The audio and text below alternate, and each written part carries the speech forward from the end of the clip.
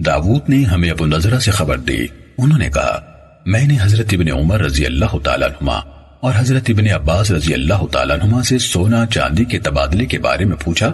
تو ان دونوں نے اس میں کوئی حرج نہ دیکھا۔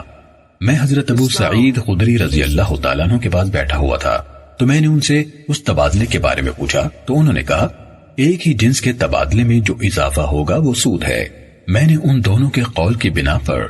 جس میں انہوں نے ایسی کوئی شرط نہ لگائی تھی اس بات کا انکار کیا تو انہوں نے کہا میں تمہیں وہی حدیث بیان کروں گا جو میں نے رسول اللہ صلی اللہ علیہ وسلم سے سنی۔ آپ کے باغ کا نگران آپ کے پاس عمدہ کھجور کا ایک ساع لایا اور نبی صلی اللہ علیہ وسلم کی کھجور اس عام قسم کی تھی تو نبی صلی اللہ علیہ وسلم نے اس سے پوچھا یہ تمہارے پاس کہاں سے آئی؟ اس نے کہا میں اس کے 2 ساع لے کر گیا اور ان کے عوض میں نے یہ 1 ساع خرید لی، بازار میں اس کا نرخ اتنا ہے اور اس کا اتنا ہے۔ تو رسول اللہ صلی اللہ علیہ وسلم نے فرمایا تم پر افسوس، تم نے سود کا معاملہ کیا۔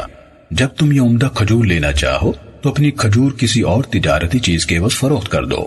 پھر اپنی چیز سے جو کھجور چاہو خرید لو۔ حضرت ابو سعید رضی اللہ تعالیٰ عنہ نے کہا کھجور کے عوض کھجور زیادہ لائق ہے کہ سود ہو یا چاندی کے عوض چاندی؟ ابو نضرہ نے کہا میں اس کے بعد حضرت ابن عمر رضی اللہ عنہما کے پاس آیا تو انہوں نے مجھے اس سے منع کیا اور میں حضرت ابن عباس رضی اللہ تعالیٰ عنہما کے پاس نہیں آیا۔ کہا مجھے ابو صحابہ نے حدیث بیان کی کہ انہوں نے مکہ میں حضرت ابن عباس رضی اللہ تعالیٰ عنہما سے اس کے بارے میں سوال کیا تو انہوں نے بھی اسے ناپسند کیا تھا۔ صحیح مسلم